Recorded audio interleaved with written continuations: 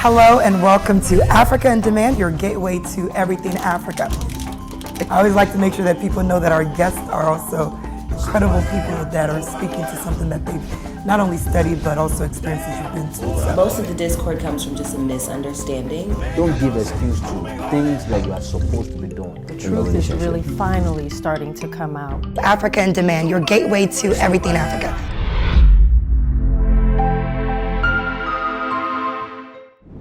Hello and welcome to Africa in Demand, your gateway to everything Africa.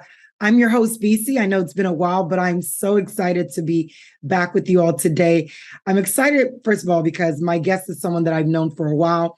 We've worked together. He's an entrepreneur. He's a father. He's a husband. And, he's doing big things using his art and his hands to really bring creativity to so many different things. So without further ado, I would like to welcome my guest, Niahmu the Raw Artist, to the show.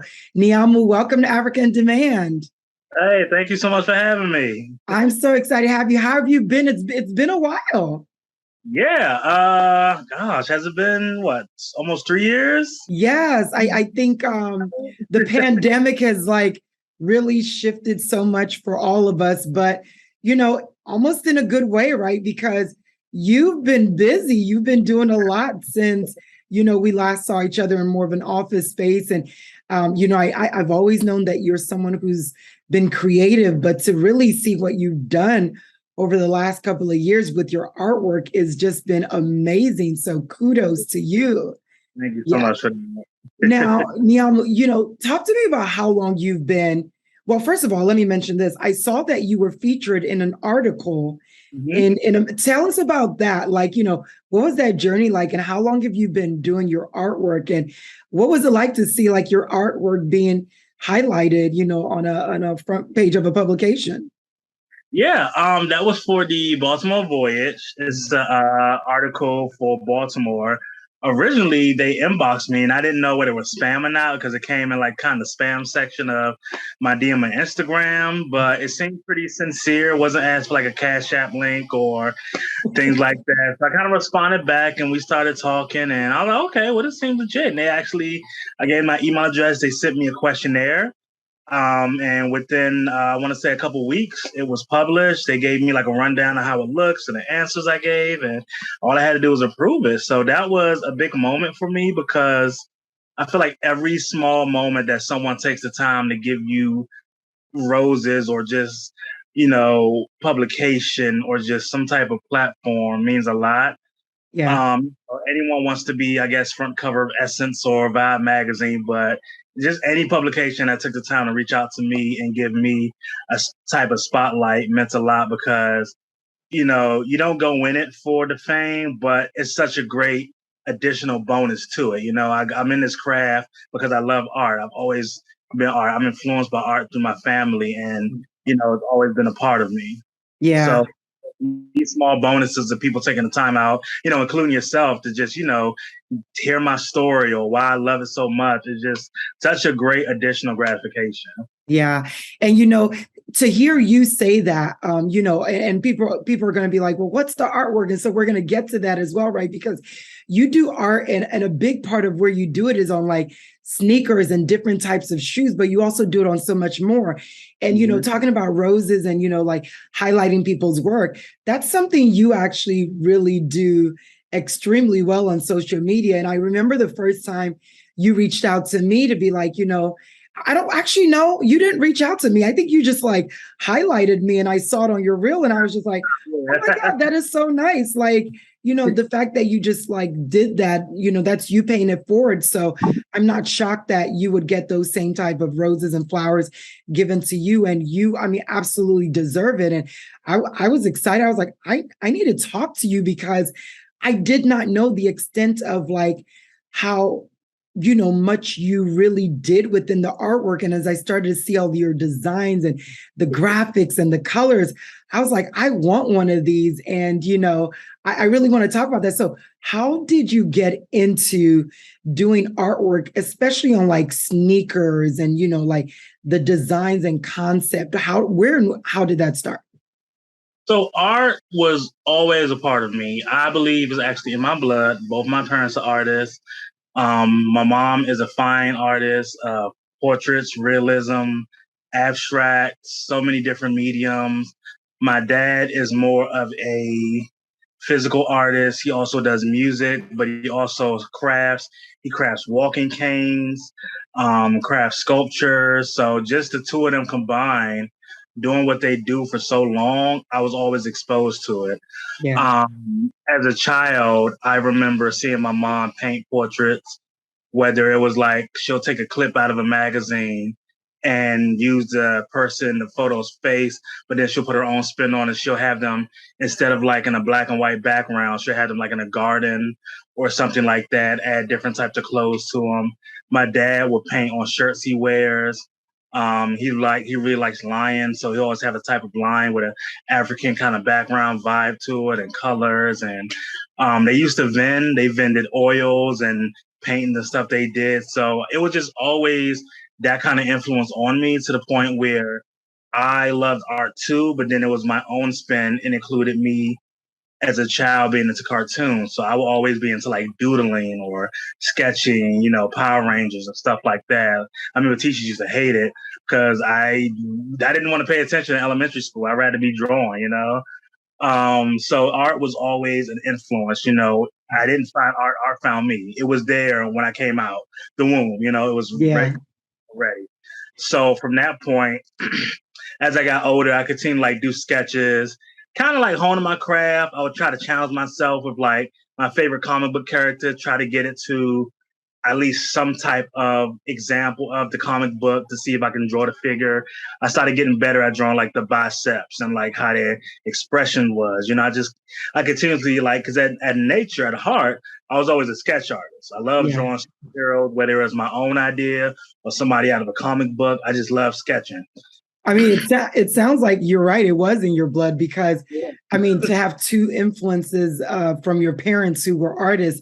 And what I really loved that you said was that, you put your own spin on it, right? So they did a lot of work that was, like you said, your dad did it on Kings, your mom did different portraits and used meshing of different backgrounds and scenery.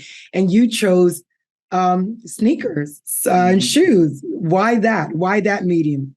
That surprisingly was never an idea of mine. That popped up later on in life. I want to say maybe 2017, but it didn't really take off until maybe a year or so later. So before that, I was sketching.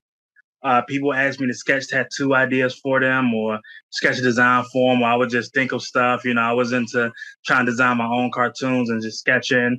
Eventually, I got into painting because I like how my mom did it. So I would challenge myself, take a canvas, kind of paint my ideas. Maybe I'll sketch it out and paint it. So I would have a big canvas and play around with it. And the original idea was I was going to do custom paintings, wall art for people, but that didn't really seem to spark as much as I thought it would, because not everyone, unless it's like a hotel, wanted wall art.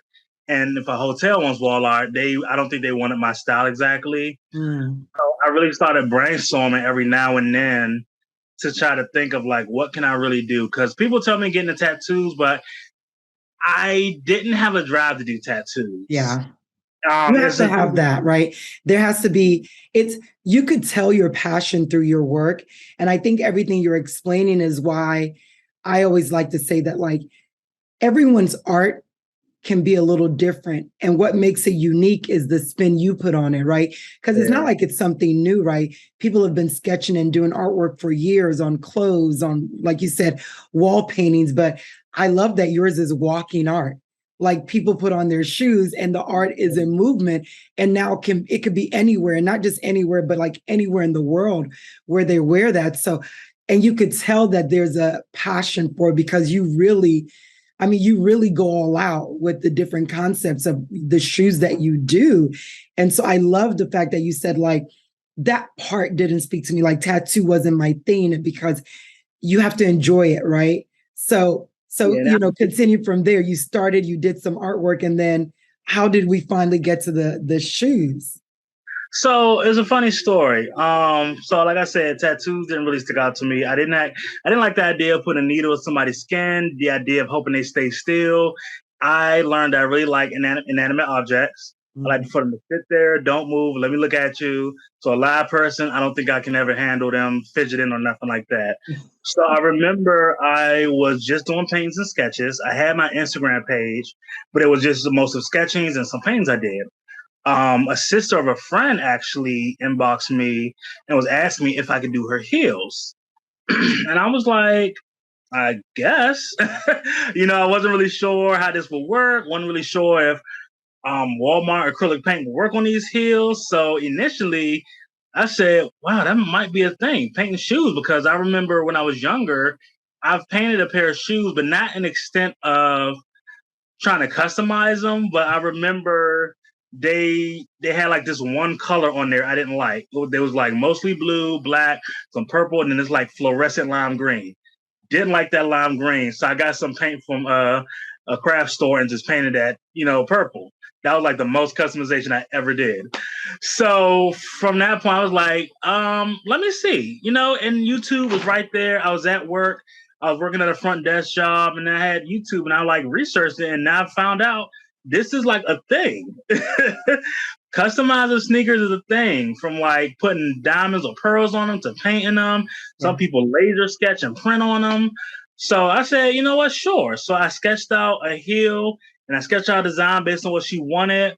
And she loved it, but then we didn't end up doing it. Not because she didn't like the design, but because the theme was kind of different. So we ended up doing pearls. So my first kind of like customized job, aside from the shoes I did for my wife, was I hot glued a bunch of pearls, craft pearls, on some shoes. So that really sparked me. I was like, because I was like, man, the design I had in my head would have went perfect. I figured out how you're supposed to do it. If they're leather, you put on acetone and, to prep them, and you use this kind of paint. I found Angela's like the #1 paint. So I was really disappointed. I was like, you know what? I think I'm going to be a sneaker customizer. After doing research on Instagram and YouTube, I really found this was a big market. Yeah. And then it's just like tattooing and, styling hair. There's so many people that do it. Oh, yeah. Different designs. Everybody had different lanes. There's room for everybody. I was just going to say, you took the words out of my mouth, right? It's such a big pull. There's room for everyone. And it doesn't matter if someone else is doing it. Do it in your style and way. And I mean, honestly, that's really the beauty of it. And that's what I really love about seeing like your work and other artists. I'm really big into art. I love art. I'm definitely not a sketcher or drawer, but this is my format of art. But I really fell in love with a lot of your work and I started to follow your page. And so like, I want to talk about a couple of your designs that I've seen here, so you mentioned earlier, like you like comic books and you started to sketch like a lot of comics and, working on making sure that you could really get like all of the details right. So you have this Spider-Man and this Hawk, incredible Hawk sneaker here that we're going to slide it and show. But talk to me about the concept for both of these. And I love the way that you present them with the actual action figure next to it. But yeah, like, when did you start really get into like then doing like those comics on the sneakers and what inspired these two particular looks? So I had a couple of commissions by then, but I wanted to do something for my boys. One thing about me is I look for any excuse to create. You ask my wife if we have something to have stuff. I'm like, ooh, maybe I could paint something on, Or if I've seen stuff in a store that's like almost $200 with the simplest designs. I'm like, I can get a shoe that looks like this for less and put my own spin on it for a lot less. So stuff like that inspires me. So I want to do something for my sons. I wanted them to have fun shoes too.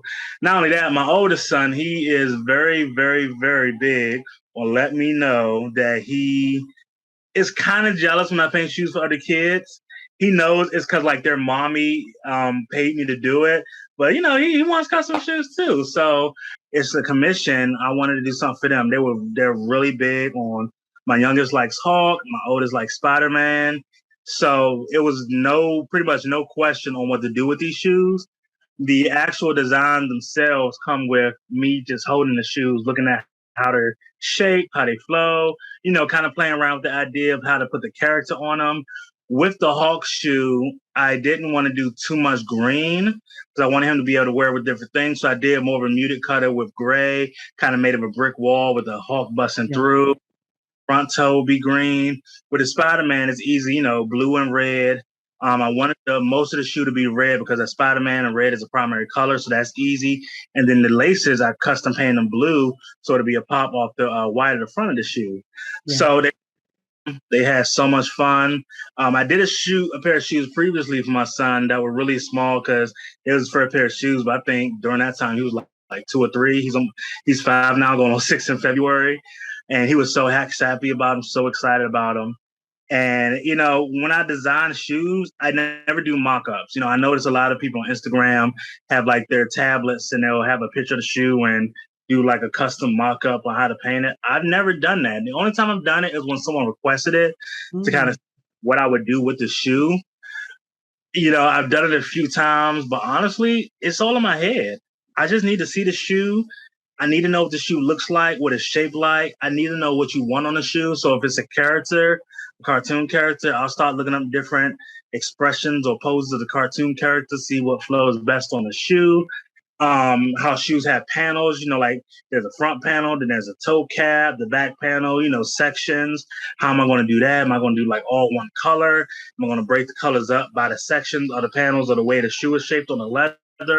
Yeah. I really just have to have the shoe in my hand, and I could be working, I could be watching TV, and I would literally hold it in my hand like this bottle of water and like rotate it and think about it. I have some Google images saved of like the cartoon character. Yeah. And, just look at it like, okay, you know what? Because this toe cap is this size, the head of the cartoon character may work here. Or let's say they have a special phrase or like the title of the character, logo or something, that'll go here. That's the first thing you do. The way this width is right here, we could put something there, maybe a phrase. Or if the shoe's a high top and there's more space in the back of the shoe, then maybe love it. There, so I never really. It sounds like that's where the name Raw Talent comes from, because you said you don't do mock-ups, so you're just kind of like, I just need to feel it, touch it, and inspiration flows. I mean, I think that's great. Like these 2 shoes to me are like, I love it. And I can think of so many kids that I know would probably like love stuff like this. So Niahmu, I want us to take a quick break. We're going to take a quick break and you guys get a chance to see, Niahmu in action, doing a little bit of his artwork, and we'll be right back after this short break. You're watching Africa in Demand, your gateway to everything Africa.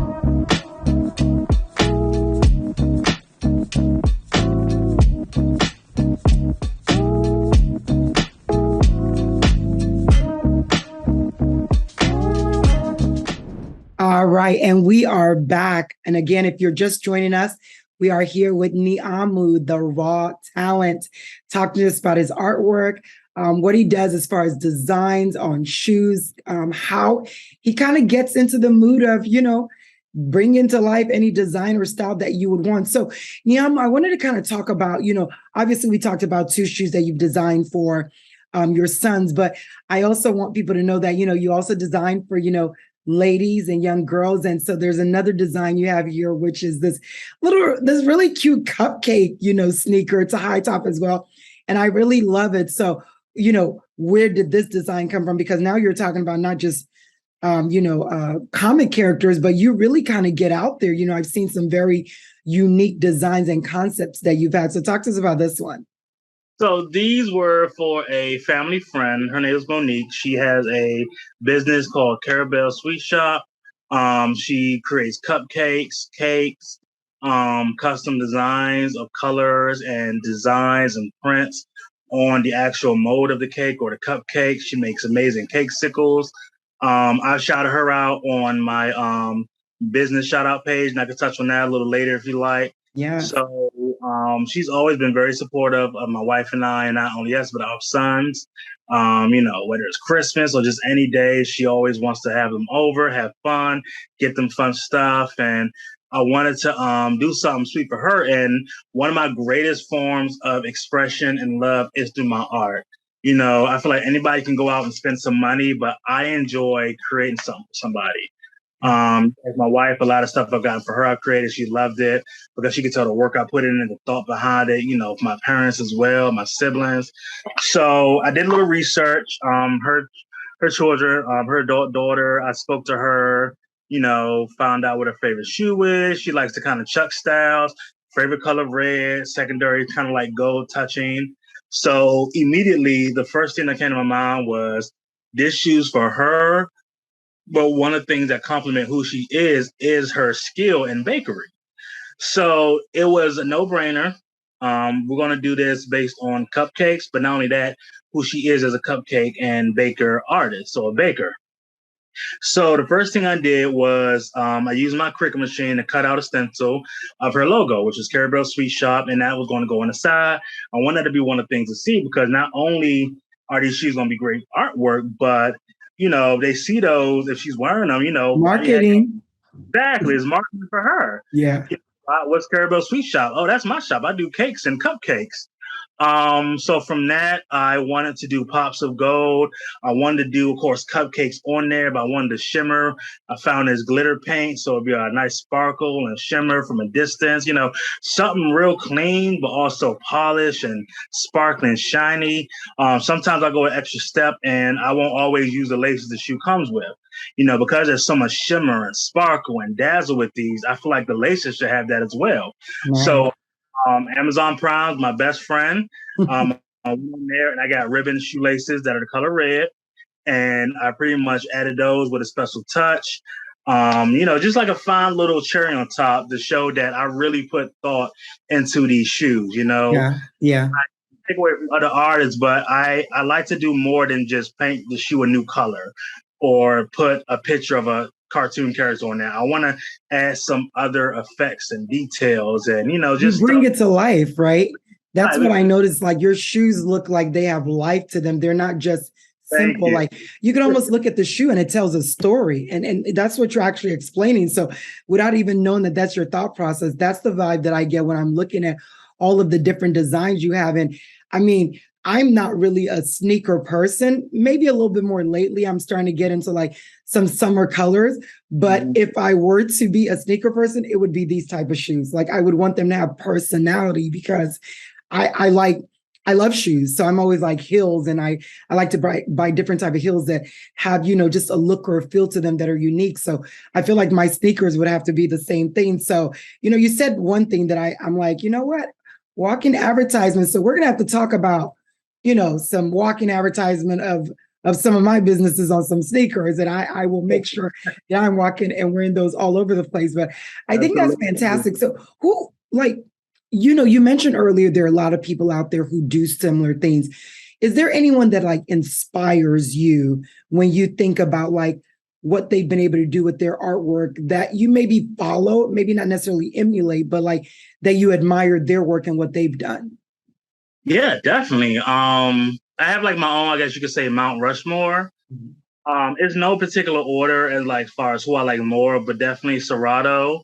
He's like, I think one of the biggest to ever do it in my generation as far as customization, not just because he does it for different celebrities and different influencers and athletes, but because of the way the tricks he does and the tricks and the risk he takes to figure out how to do stuff. InYourFace.tv. He doesn't even do sneakers anymore. He's more into apparel. Like he does designs on his tablet and has printed apparel you could buy. But when he did sneakers, his work was so clean that, I kind of miss him doing it, I would say Sophie Soap, she's amazing. I love her because she's so thorough in her tutorials.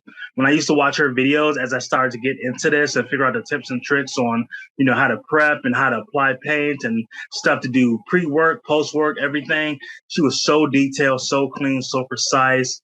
I know I'm probably going over 4. My Mount Rushmore is pretty big. DeJesus Custom. He's a big guy who works with a lot of NFL players. He has a lot of great tutorials. He does great tips and tricks as well. And not only that, I've actually inboxed him a couple times on Instagram, And he's actually responded within minutes. And I was just like blown away because he has like almost 1 million followers. And I'm thinking he just flooded with DMs. But he easily took a second out to answer my question. It was about, I was doing these North Carolina Tar Heel custom shoes. And, University of North Carolina, that blue is very precise. It is. You got to get it just right. It's not going to look right. And the paint I was going to use for that shade, I got a message from Amazon saying it might be late. I'm like, oh my gosh, I don't want to try to mix this because Angela's paint came out with the perfect shade. So I said, in case this paint don't come on time, do you have any history of working with Tar Heel Customs to get that University of North Carolina blue just right? He said, mix this with a ratio of this. I'm like, whoa, this was like 2 seconds that he hit me back. It was like almost like I text a friend. So wow. That's amazing. That also shows like sometimes we got to jump out there. You never know, right? And that goes to show that he's someone that's very close to his work, right? Like he's not, like you said, he responded right away. I was like, do this. That's pretty amazing. Like you mentioned a couple of people who've done works, right, for artists and celebrities. So that obviously brings me to my question of like, if there's one person you could design for, and I know that you love your work, but if there's one person you would love to get your artwork in front of, or that maybe you like their style or vibe or something, who would that be? Off the top of my head, I would say maybe someone like Dave Chappelle. He's a big Washington icon. Because I said this in another interview, I always look at his stand-up because I love his stand-ups. Mm-hmm. You see that logo he had from Chappelle's shows on his clothing. And I was like, I can make that logo pop on a pair of shoes, add some other stuff. He's a clean guy, so I know he wouldn't like too much razzle dazzle. So I would keep him clean, but something you will see from a mile away will be good. I would love to design for him. Maybe somebody as far as athletes, maybe, Shaq, someone like that would be cool to do for. I don't know what size shoe Shaq wears, but that's going to be a lot of pain and armor. That will be the funnest part because when a shoe's big, you could do more with it. When I get these small shoes for little kids, I got to double take in the sack like how small I got to make the image or anything. But with him, it's like a big canvas. So that will be a great fun part of that. That makes sense. And I'm thinking for music, just honestly, any musician or artist, any celebrity, honestly, from that point, they took the time to inbox me because of my work. That in itself, I don't care how big or small they are, would just be an amazing opportunity. Yeah, that's amazing. So, a lot of people, when they're doing their artwork, there's like a vibe, right? Or something that like is there a mental space or like how you like to work? What inspires you to start, or when you do get work, what does that look like? What does like your workspace look like when you start designing a shoe? So my workspace is very abstract. It will look messy from the outside. You'll see paint sitting around. I buy little mixing, these little storage containers, kind of like this from the dollar store to mix paint in. So you'll see a couple of those sitting around. That was probably like from 2 projects ago. You'll see paint drying that spilled on the table. You'll see brushes I need to clean off. It looks messy, but I can function in this space. I'm very abstract. Okay. So, I can't wait till we get our house because I told my wife either it's the room in the basement or the garage that's going to be my space. Because right now we're painting in the bedroom, and to really set up all my supplies and stuff, that's my dream. But even now on this table I work on, it works. It looks messy to anyone else, but to me, I know everything is. I can make it work. As far as the process, the first thing I need to know is what shoe is it? What shoe do you want to get painted on? What shoe you want to give me? I need to know what that looks like. Is it only tennis shoes? Or I heard you mention heels earlier, like what are the variation of the types of shoes that you've done custom work on? Well, I've done suede. I've done majority leather. I've done kind of like patent leather kind of shoes. That takes a little more prep work with like adhesion promoter. I've done shoes that kind of like had a plastic feel to them, Timberland boots. What would you say is the most complex work that you've had to do? What was that design? So as far as the material itself will probably be a motorcycle helmet I've done. But as far as a complex design, I'm trying to remember, I would say would be these color changing shoes I did. That was a big challenge that I actually did appreciate. And the reason I appreciate that challenge was because it was my first time doing color changing shoes. They're on my page now. I made a reel for them, and there was these shoes. They're kind of like a bone off white color, but once they step in the UV sunlight, they turn blue. So it's a complete transformation, different looking pair of shoes. The challenge was that when the color goes on the shoe, I'm doing them inside. So I don't really see the blue. It's kind of like the off-white. So I really have to pay close attention because I'm airbrushing them. So I really have to focus and look at the shoe to see, like, as the moisture goes on, when the wet paint goes on, and follow that. So it's like clean layers. So the shoe comes out clean. And then after a couple layers, I'll go outside and I'll put it in the sunlight to see how it looks. It was a bit tedious, but it's something I appreciate because when I finish, I put the finisher on, protect it. They go out in the sun. They work perfectly. Wow. But it was that because at first it wasn't working. So I'm calling the people who make the color change in dust. I'm like, yo, this isn't working. They're like, well, when you mix it, it's going to change immediately and go outside because the mixture is concentrated. But when you're thinning out along the shoe, you're going to need a couple layers. So I'm like, oh my God, layer after layer after layer. Got to go outside, go in the sun, make sure it's working. It was tedious in itself because I was like, oh my God, I hope this works because I can't see what's happening unless I go outside. Yeah. Normally putting the color on, you see how many layers you need for the red to look clean and concise and not look messy. So but I enjoyed the challenge looking back because I conquered it. Yeah. I conquered it and the customer was satisfied. That's what's up. I mean, that's what it's really about. Niahmu, I thank you so much, first of all, for taking the time to jump on Africa in Demand and talk to us. A big part of what I love is really promoting people, our people, place, and things through positive image. You also do this. So, I want, first of all, for you to tell people how they can find out about you, all of your different social media handles, but also talk a little bit about your business shout out page that you do right now, because that's also really a big part of your brand that I think makes what you do so unique. Yeah. So for my artwork, you can find me on TikTok and Instagram. Niahmu, Niahmu, the THE, Raw, RAW Talent. One word, Niahmu the Raw Talent on Instagram and TikTok. As you know, my previous page got hacked. So if you see a page that got a bunch of underscores and all that in it, that's not me. Not anymore. Somebody from who knows where, Kansas or something, took it, and I tried to get it back, but it didn't work. So it's one word, no hyphen, no underscores. Niahmu the Raw Talent.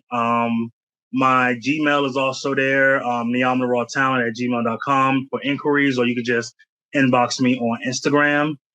Biz shout outs at Biz, B-I-Z, shout, S-H-O-U-T, out, O-U-T-S. Biz shout outs, one word. That page was actually inspired during the height of COVID. A thing that really inspired me was that I started noticing, some people lost jobs, some people didn't have anything to do during the height of COVID in 2020. And I started noticing like a lot of people I personally knew from high school, college, jobs, our job that we had together was starting businesses or launching their businesses or, really putting information out there. And I started noticing, we were doing a lot of different stuff. We were doing jewelry, fitness, catering, baking, palm reading, barbering, eyelashes, hair, party promotion, party decorations. There were other artists, custom artists who do t-shirts and apparel and sneakers. People doing custom cakes and designs. There was a brother I knew from high school who hangs like his business was basically whatever you buy from IKEA, I'm going to put it together and hang it up for you. I'm going to mount your TV for you. I'm going to put that show together for you. And I know nobody likes to put together stuff from IKEA, So I'm like, oh my gosh, that's a lucrative business. My sister started a notary business. So I started noticing as I was scrolling, I was like, oh my God, it's like a lot of products and services and food on here.